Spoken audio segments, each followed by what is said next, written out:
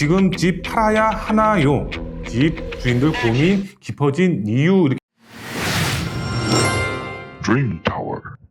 안녕하십니까. 돈 되는 부동산 함주환입니다. 네, 얼마 전에 양도세 중과 완화 5월 11일로 확정이 됐습니다. 그에 따라서 다주택자분들이죠. 매물을 팔아야 될지 말아야 될지, 그리고 실소유자분들께서는 매물을 사야 될지 말아야 될지 깊은 고민에 빠져 있습니다. 그래서 오늘 영상을 통해서 해답을 드리고자 이렇게 영상을 제작을 했습니다. 끝까지 영상 시청하신 후에 본인의 상황에 맞게 해답을 찾으셨으면 좋겠습니다. 그러면 화면을 한번 보도록 하겠습니다. 다주택자 양도세 중과 배제 바로 5월 11일 날짜로 확정이 됐습니다. 그에 따라서 정말 다주택자 분들 고민이 깊어졌습니다. 5월 11일 이후로 매물을 내놓아야 되나 말아야 되나 정말 고민이 깊어졌고요. 그리고 실소유자 분들이죠. 이 무주택에서 주택을 매수를 해야 되는 분들, 매물을 사야 될까 말아야 될까 정말 깊은 고민에 빠졌습니다.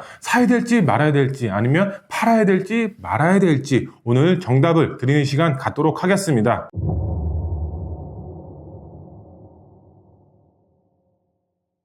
네, 그러면 뉴스 기사를 한번 살펴보도록 하겠습니다. 4월 13일 날짜로 뉴스 기사가 나왔다라고 보시면 될 것 같고요. 이 뉴스 기사 내용을 보시면은 지금 집 팔아야 하나요? 집 주인들 고민 깊어진 이유. 지금 할까 말까, 그 다음에 실소유자분들은 살까 말까, 복잡해진 집테크 이렇게 나와 있습니다. 부동산을 매수를 함으로써 높은 수익을 창출시키는 재테크, 바로 부동산이죠. 현 정부 규제 완화 방안에 맞춰서 움직여야 될지 말아야 될지 고민하고 있다라고 보시면 될 것 같고요.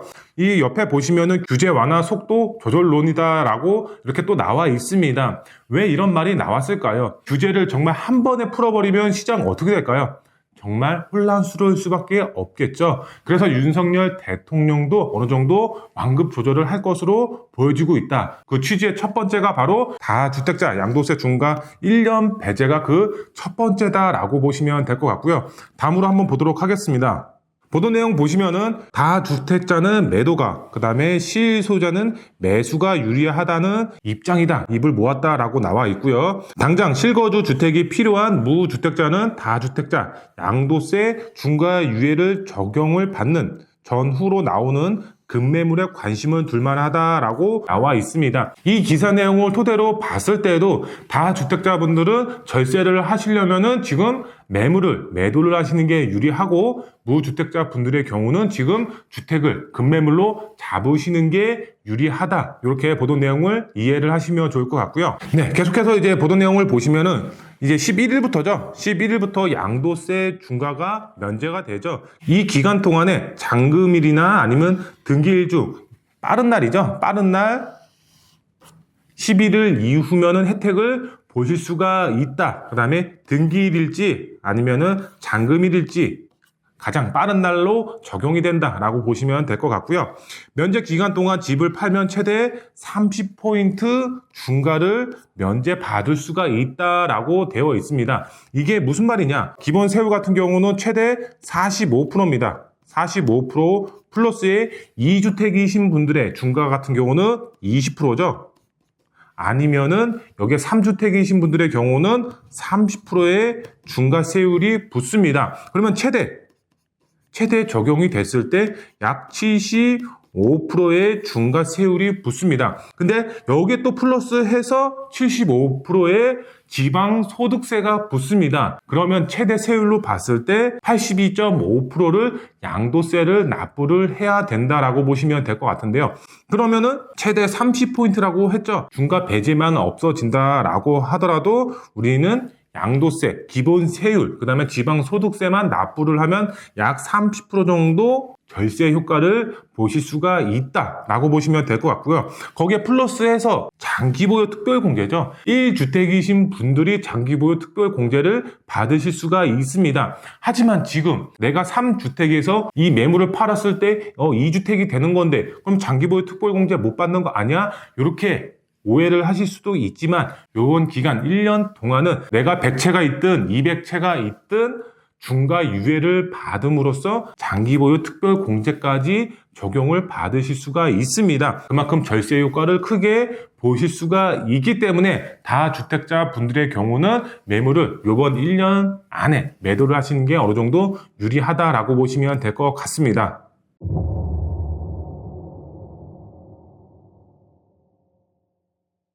하지만 반대의 입장을 내놓는 분들도 있습니다. 어떤 분들이 반대를 하고 있느냐? 바로 일부 다주택자 분들이죠. 추가 규제 완화가 이루어지거나 아니면 재건축, 재개발 등 이런 정비 사업들이 활발해지면 주택의 미래 가치가 오를 수 있다고 판단이 되면서 요번에 주택을 매도하는 것을 꺼려하고 있다라고 이렇게 나와 있습니다. 지금 다주택자분들이죠. 다주택자 양도세 중과 면제 기간 동안 똘똘한 한 채 중심으로 나머지 주택을 처분하시는 게 어느 정도 유리하다라고 보시면 될 것 같고요. 재건축이라든가 이런 아파트 같은 경우 굉장히 가격대가 높습니다. 그에 따라서 재산세라든가 보유세 부담이 계속적으로 증가가 될 수밖에 없기 때문에 똘똘한 한 채 남겨놓고 요번에 매도를 하셔서 큰 수익 챙기신 다음에 추가적으로 투자를 하시는 게 어느 정도 유리하지 않을까라고 생각이 되고 있고요. 그러면 우리는 주택을 언제 매수를 하는 게 유리할까요? 등기일이라든가 아니면은 잔금일 가장 빠른 날로 혜택을 볼 수가 있다 이렇게 말씀을 드렸는데요. 6월 1일 이전에 모든 사항들이 끝나야 됩니다. 잔금을 치르거나 아니면 6월 1일 이전에 등기를 쳐야만 혜택을 보실 수가 있습니다. 그렇기 때문에 6월 1일 이전에 급매물 나올 수밖에 없다라고 보시면 될 것 같고요. 그 다음에 급매물과 올 4분기께 다주택자 양도세 중과 면제 기간을 앞두고 나오는 물량이 대상이다라고 이렇게 나와 있습니다. 이게 무슨 말이냐? 우리가 양도세 중과 면제 기간이 1년이라고 말씀을 드렸죠. 1년 기간 정말 이제 막달에 다다랐을 때 이런 급매물이 나올 수밖에 없겠죠. 정말 조바심을 느낀 다주택자분들 빨리 매물을 팔아야지만 세제 혜택을 보실 수가 있겠죠. 그렇기 때문에 양도세 중과 기간이 끝나는 정말 한두 달 전 이때 급매물이 나올 수밖에 없다. 이때 매물을 잡으시는 것이 유리하거나 아니면 6월 1일 이전에 나오는 급매물을 잡으시는 게 유리하다라고 말씀을 드릴 수가 있겠습니다.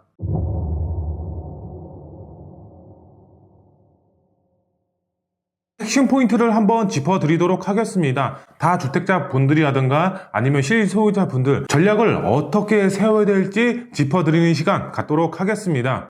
먼저 첫 번째로 봤을 때 다주택자 분들 그 다음에 실소유자 분들 선택을 어떻게 하는 것이 맞을까요? 다주택자 분들 그 다음에 실소유자 분들 본인의 상황에 맞게끔 행동하셔서 주택을 파시던지 아니면 사시던지 하시면 좋을 것 같습니다. 이게 무슨 말이냐? 앞으로의 집값은 폭락은 없습니다. 현재 지금까지는 보합세다 아니면 하락기에 접어들었다 이런 뉴스 기사 내용과 보도 내용을 많이들 보셨을 겁니다. 하지만 여러 가지 규제 완화 정책이 계속해서 풀린다면 거래세가 굉장히 증가가 될 수밖에 없겠죠. 거래가 증가가 되면 당연히 주택 가격은 상승이 될 수밖에 없는 그런 형상으로 변할 것이고요. 추가적으로 신규 주택 공급 물량 자체가 상당히 부족한 상황입니다. 공급량이 없습니다. 수요 대비 공급량이 상당히 부족한 상황이기 때문에 앞으로의 집값은 꾸준히 우상향할 수밖에 없는 상황이다. 그렇기 때문에 다주택자 분들이라든가 실소유자 분들 본인의 상황에 맞게끔 행동하셔라 라고 설명을 드릴 수가 있겠는데요. 네, 그러면은 어떤 상황일까요? 한번 두 번째 한번 보도록 하겠습니다. 다주택자 분들이죠. 다주택자 분들의 경우는 보유세 부담에 따라서 판단하셔라 라고 설명을 드릴 수가 있겠습니다. 이게 무슨 말이냐? 우리가 지금 보유세, 종부세라든가 재산세 정말 과도하게 나온다라고 보시면 될 것 같습니다. 보유세 정말 부담이 될 수밖에 없겠는데요. 이 보유세 부담이 없다라는 분들의 경우는 주택을 보유를 하셔라. 집값은 계속적으로 우상향할 것이다. 향후 몇 년간 그럴 것입니다. 정말 신규 주택 공급 물량 자체가 폭발적으로 쏟아지는 시기가 아닌 이상 주택 가격은 상승이 됩니다. 그렇기 때문에 보유세 부담이 없는 분들의 경우는 보유를 하시는 것이 집값 상승을 계속적으로 노려보실 수가 있겠고요. 그 다음에 보유세가 부담이 되시는 분들의 경우는 당연히 파셔야 되겠죠. 1년에 몇 천만 원씩 내면서 보유세를 내는 것이 부담스러운 분들도 굉장히 많습니다. 그런 분들은 당연히 이번 중과세 완화가 됐을 때 파시는 게 유리하겠죠. 정말 1년 안에 팔거나 아니면 본인의 자녀에게 부담부 증여를 하셔라 라고 설명을 드릴 수가 있겠습니다. 부담부 증여가 뭐야? 이렇게 말씀하시는 분들도 있는데 쉽게 설명을 드리면은 본인의 가지고 있는 대출이라든가 전세를 부담부 증여한다라고 보시면 될 것 같은데요. 예를 들어서 매가 10억짜리가 있다라고 가정을 하겠습니다. 여기에 전세 5억짜리라고 가정을 하면은 아래 최종적으로 5억이 남죠. 바로 5억에 한해서만 증여세가 발생이 된다. 이 전세는 부담부 증여가 되는 것이다. 내가 갖고 있는 전세 아니면은 대출을 뺀 나머지 금액 5억에 대해서만 부담부 증여가 이루어진다라고 보시면 될 것 같습니다. 근데 여기에 양도세 중과 완화가 들어가면은 어떤가요? 정말 큰 혜택이 주어집니다. 1주택자로서 부담부 증여가 되는 것이기 때문에 굉장히 큰 절세 효과를 보실 수가 있다. 그렇기 때문에 1년 안에 매물을 파시거나 본인의 자녀에게 부담부 증여를 하시는 것이 굉장히 유리하게 작용이 될 것이다 라고 설명을 드릴 수가 있겠고요. 마지막 세 번째 한번 보도록 하겠습니다. 그러면 실소유자분들은 어떻게 하는 것이 맞을까요? 우선 저는 주택을 매수를 하는 것을 추천을 드리도록 하겠습니다. 하지만 연끌만 하지 않으시면 됩니다. 우리가 지금 금리 인상에 따라서 그 전에 연끌 하신 분들 굉장히 많이 있습니다. 이 연끌 하신 분들 월 이자만 몇백만 원씩 낸다고 합니다. 우리가 대출을 받을 때 고정금리로 대출을 받는 분들은 거의 없습니다. 변동금리로 대출을 받는 분들이 대부분입니다. 왜 변동금리로 받을까요? 그만큼 이자율이 저렴하기 때문에 0몇 프로라도 줄이려면 변동금리가 더 낮기 때문에 처음에 대출을 받을 때 변동금리로 대출을 받는 분들이 대부분입니다. 이렇게 변동금리로 받으면은 금리가 인상에 따라서 금리 자체가 퍼센테이지가 계속적으로 증가가 될 수밖에 없겠죠. 금리가 인상이 된 현재 연끌로 투자를 하신 분들, 신용대출 받고 그 다음에 부모님 찬스, 지인 찬스, 친인척 찬스, 그 다음에 주담대 대출 이런 걸 다 끌어 모아서 주택을 매수를 했는데 이게 웬걸? 금리가 너무 높네.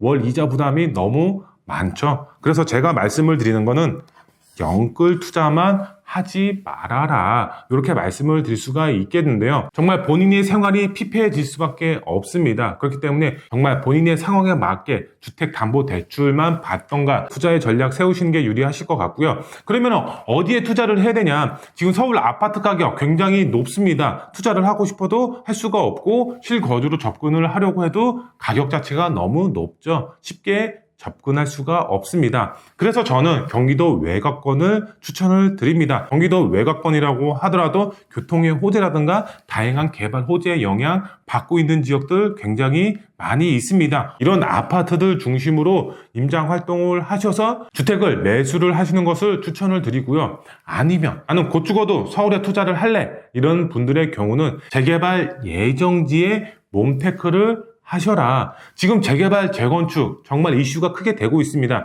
신축 공급 물량이 없어서 윤석열 대통령도 250만 가구를 공급하겠다라고 했었습니다. 신도시급을 여러 개 만들지 않는 이상은 정말 재건축, 재개발밖에 없기 때문에 서울 도심 안에 노후 밀집 지역에 정비 사업이 가능한 주택을 눈여겨보시는 게 유리하지 않을까라고 말씀을 드릴 수가 있겠습니다.